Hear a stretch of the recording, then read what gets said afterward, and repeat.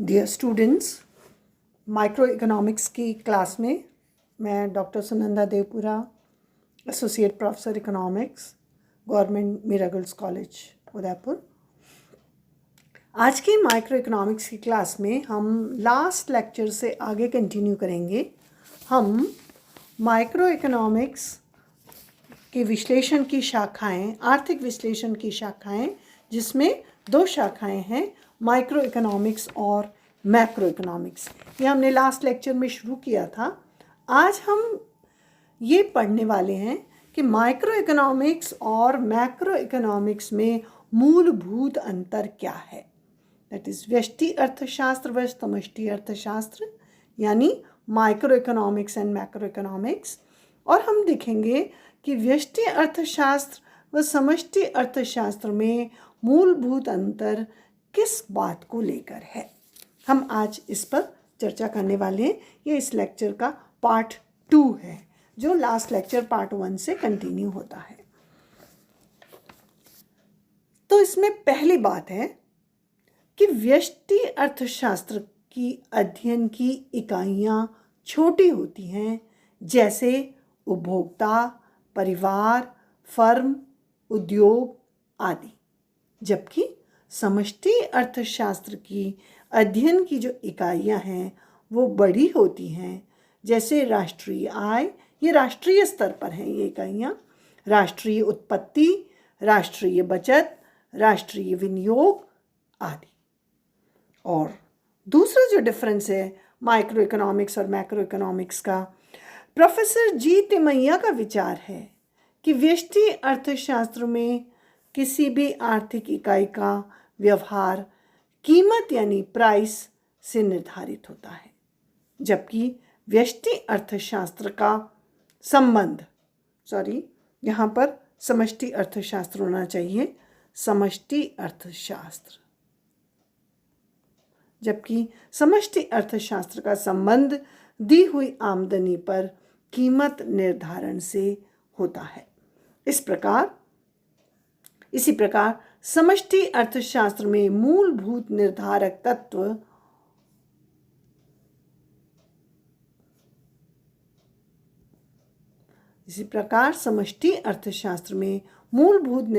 तत्व उपभोक्ताओं एवं उपभोक्ताओं की आमदनी, इनकम होती है। नेक्स्ट थर्ड पॉइंट है, व्यष्टि अर्थशास्त्र में संतुलन व समष्टि अर्थशास्त्र में असंतुलन की स्थिति प्रमुख मानी जाती है। इसके अलावा तो ये जो अंतर थे वो हमने बताए आपको, समष्टि अर्थशास्त्र और व्यष्टि अर्थशास्त्र में मूलभूत अंतर किस बात को लेकर है। अब हम आगे चलते हैं नेक्स्ट पेज पर। नेक्स्ट पेज पे हम देख रहे हैं व्यष्टि अर्थशास्त्र का महत्व एवं उपयोग क्या है। व्यष्टि अर्थशास्त्र में विभिन्न आर्थिक संगठनों, उनके व्यवहार और सापेक्ष कीमतों का अध्ययन किया जाता है। सापेक्ष कीमतों का अर्थ है कि विभिन्न वस्तुओं व सेवाओं की कीमतों में आपसी संबंध क्या है। उदाहरण के लिए, यदि कभी टेरिकॉट कपड़ों की मांग बढ़ रही है और सूती कपड़ों की घट रही है, तो टेरिकॉट कपड़ों की सापेक्ष कीमतें बढ़ जाएंगी। सापेक्ष कीमतों के परिवर्तन व्यष्टि अर्थशास्त्र में आते हैं, लेकिन मुद्रास्फीति के समय सामान्य कीमत स्तर की वृद्धि समष्टि अर्थशास्त्र में आती है, ना कि व्यष्टि अर्थशास्त्र में। अब हम व्यष्टि अर्थशास्त्र के विभिन्न उपयोगों के बारे में अध्ययन करते हैं, जिसमें पहला है व्यष्टि अर्थशास्त्र की सहायता से या कीमत सिद्धांत की सहायता से निष्कर्ष निकालना।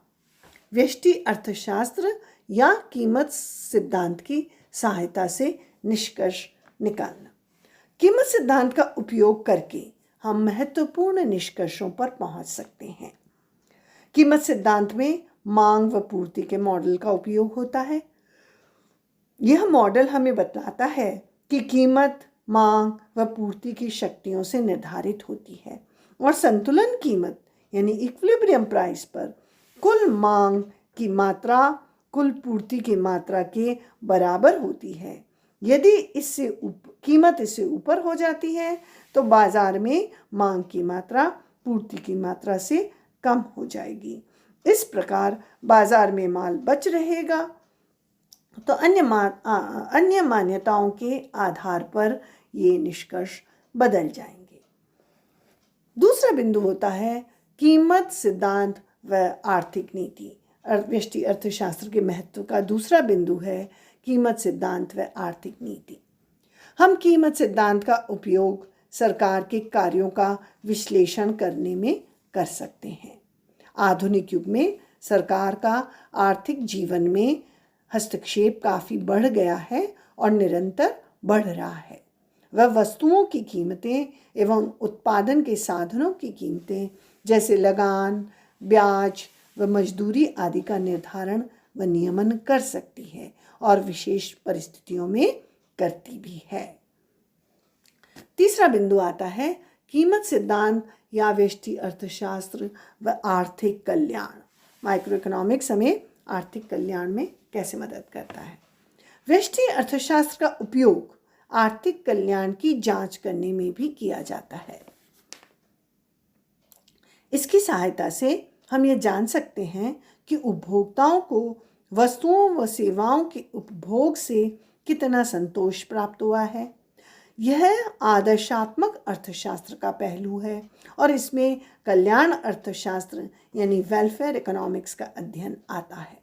कल्याण अर्थशास्त्र यह बताता है कि निर्धारित आदर्श कैसे प्राप्त किया जा सकता है। नेक्स्ट है व्यष्टि अर्थशास्त्र व व्यावसायिक उपक्रमों का प्रबंध। आजकल व्यष्टि अर्थशास्त्र की सहायता से व्यावसायिक उपक्रमों के प्रबंधक महत्वपूर्ण निर्णय लेते हैं। मांग विश्लेषण, लागत विश्लेषण व लीनियर प्रोग्रामिंग की विधियों का उपयोग करके अधिकतम लाभ प्राप्त करने का प्रयास किया जाता है। नेक्स्ट पॉइंट आता है व्यष्टि अर्थशास्त्र व वस्तुओं एवं सेवाओं के प्रवाह।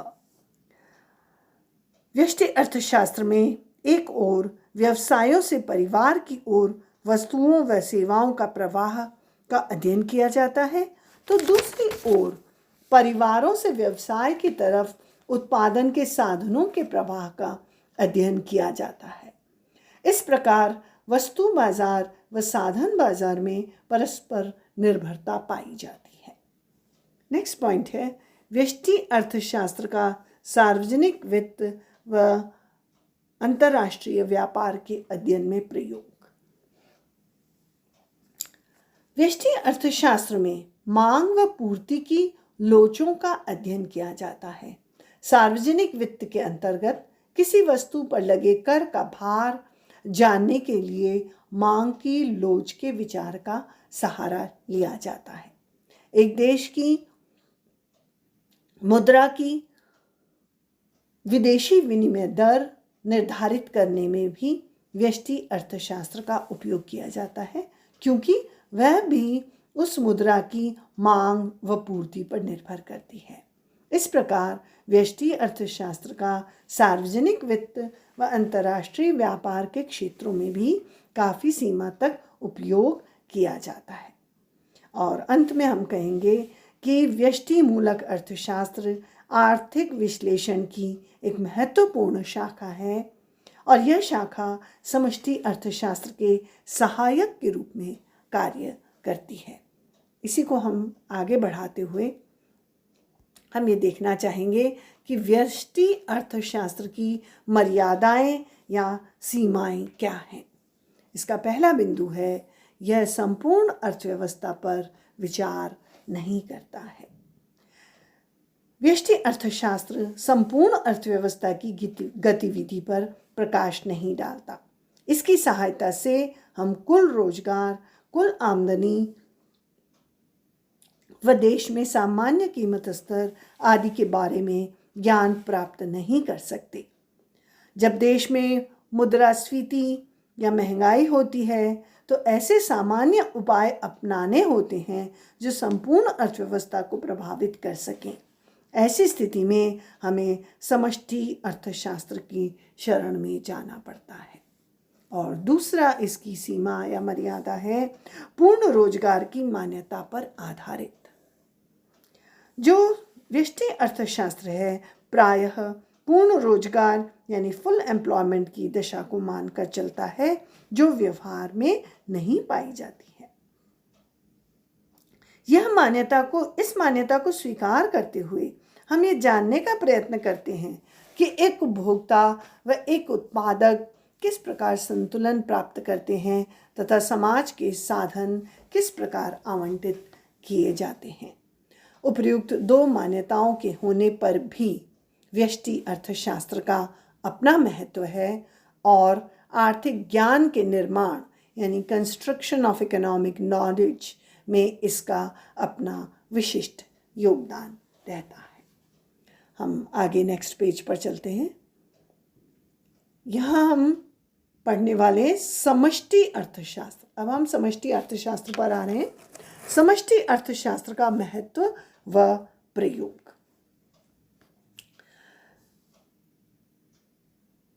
उन्नीस 1930 से प्रारंभ होने वाले दशक में विश्वव्यापी मंदी के संकट ने समष्टि अर्थशास्त्र को आगे बढ़ाया। कीन्स की सुप्रसिद्ध पुस्तक general theory of employment, interest and money, जो कि 1936 में प्रकाशित हुई, उसके बाद तो समष्टि अर्थशास्त्र ने दिन दूनी और रात चौगुनी प्रगति की है। एक देश में बेरोजगारी, मुद्रास्फीति, निर्धनता व आय के वितरण की असमानता की समस्याएं समष्टि अर्थशास्त्र के क्षेत्र से संबंध रखती हैं। अब हम वन बाय वन समष्टि अर्थशास्त्र के महत्व के बारे में अध्ययन करते हैं, जिसमें पहला बिंदु है सरकार की आर्थिक नीति के निर्धारण में महत्व। आजकल सभी देशों में वहाँ की सरकारें आर्थिक नीतियाँ निर्धारित करती हैं ताकि देशवासियों को रोजगार प्राप्त हो सके, निर्धनता कम हो सके, राष्ट्रीय आय में वृद्धि हो सके, सामान्य कीमतें स्थिर रह सकें और देश में बचत व विनियोग में वृद्धि हो सके। इसलिए इनसे संबंधित आंकड़े एकत्रित किए जाते हैं और आवश्यक नीतियां लागू की जाती हैं। इस प्रकार इसमें व्यष्टि अर्थशास्त्र का बहुत महत्व है। दूसरा है आर्थिक नियोजन व समष्टि अर्थशास्त्र। आज के युग में विकासशील व विकसित देश आर्थिक नियोजन के द्वारा अपना आर्थिक विकास करने में संलग्न है। आर्थिक नियोजन में संपूर्ण अर्थव्यवस्था पर ध्यान केंद्रित किया जाता है, अतः यह समष्टि अर्थशास्त्र के क्षेत्र में आता है। तीसरा है व्यष्टि अर्थशास्त्र के अध्ययन के लिए भी समष्टि अर्थशास्त्र का अध्ययन आवश्यक होता है। एक उद्योग में मजदूरी का निर्धारण अर्थव्यवस्था में मजदूरी की सामान्य स्थिति से प्रभावित होता है। एक वस्तु की कीमत भी बहुत कुछ देश में प्रचलित सामान्य कीमत स्तर से प्रभावित होती है। इस प्रकार स्वयं व्यष्टि अर्थशास्त्र के अध्ययन के लिए भी समष्टि अर्थशास्त्र का अध्ययन आवश्यक माना गया है। नेक्स्ट है समग्र या समूह का ज्ञान पृथक रूप से भी आवश्यक है। संपूर्ण अर्थव्यवस्था के ज्ञान का अपना पृथक महत्व भी होता है। समूह में जो समरूपता होती है उसके अध्ययन से विशेष लाभ प्राप्त होता है, जैसे उपभोग फलन यानी कंजम्पशन फंक्शन में देश की आय व उपभोग के संबंध का ज्ञान प्राप्त करके संपूर्ण उपभोग को प्रभावित करने की नीतियां अपनाई जा सकती हैं। इस प्रकार संपूर्ण अर्थव्यवस्था को अपने क्षेत्र में शामिल करने वाले समूहों यानी एग्रीगेट्स या बड़ी इकाइयों के स्वतंत्र अध्ययन एवं उनके पारस्परिक संबंधों की जानकारी का सैद्धांतिक व व्यवहारिक दोनों दृष्टियों से महत्व होता है। अब हम आगे बढ़ते हैं। समष्टि अर्थशास्त्र की सीमाएं।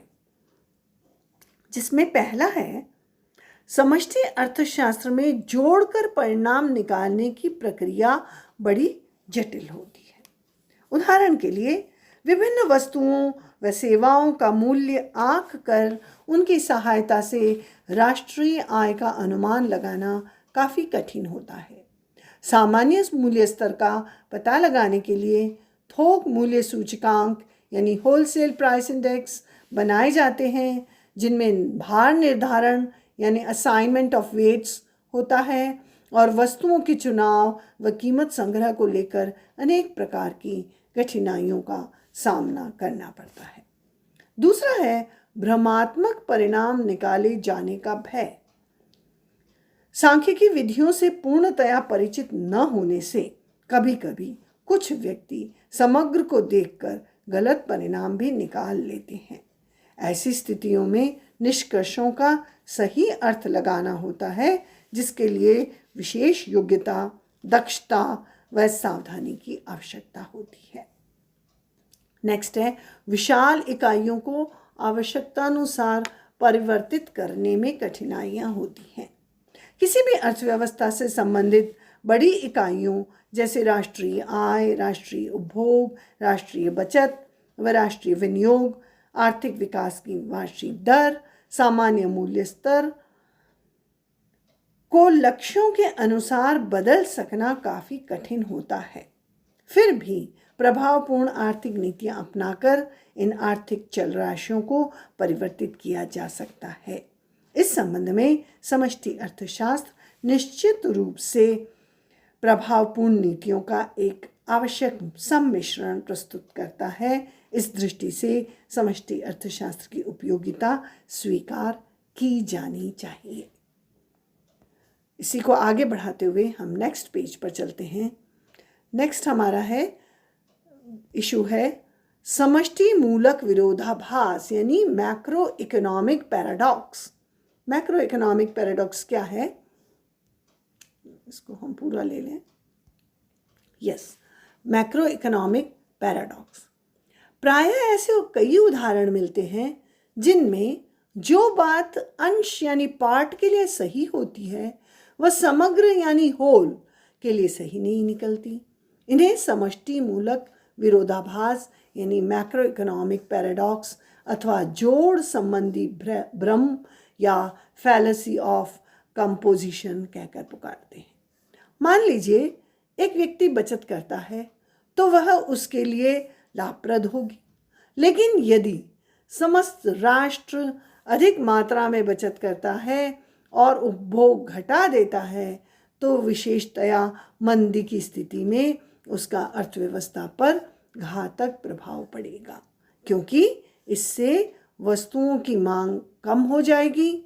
इससे बचत का विरोधाभास यानी पैराडॉक्स ऑफ थ्रिफ्ट कहकर भी पुकारा जाता है। अब हम अंत में नेक्स्ट पेज पर आते हैं। तो अंत में हम ये कहना चाह रहे हैं कि व्यष्टि अर्थशास्त्र व समष्टि अर्थशास्त्र का आपसी संबंध क्या है। गार्डनर एक्ले के अनुसार समष्टि अर्थशास्त्र व व्यष्टि अर्थशास्त्र के बीच कोई सुनिश्चित रेखा नहीं खींची जा सकती। अर्थव्यवस्था के एक सच्चे सामान्य सिद्धांत में स्पष्टतः दोनों शामिल हैं, लेकिन सार्थक परिणामों पर पहुंचने के लिए समष्टि मूलक आर्थिक समस्याओं का हल समष्टि मूलक उपकरणों से एवं व्यष्टि मूलक आर्थिक समस्याओं का हल व्यष्टि मूलक उपकरणों यानी टूल्स से ही निकाला जाना चाहिए। सैमुअल्सन का मत है कि वास्तव में व्यष्टि अर्थशास्त्र व समष्टि अर्थशास्त्र में कोई विरोध नहीं है। दोनों अत्यंत आवश्यक हैं और दोनों एक दूसरे के पूरक हैं। आई होप आपको ये लेक्चर समझ में आया है। व्यष्टि अर्थशास्त्र और समष्टि अर्थशास्त्र में क्या संबंध है, दोनों की क्या इम्पोर्टेंस है, दोनों की क्या सीमाएं हैं और दोनों में आपसी संबंध कैसा है। तो ये टॉपिक हमारा यहीं समाप्त होता है। So students, thank you so much. I hope आपको ये लेक्चर समझ आया है। Thank you very much.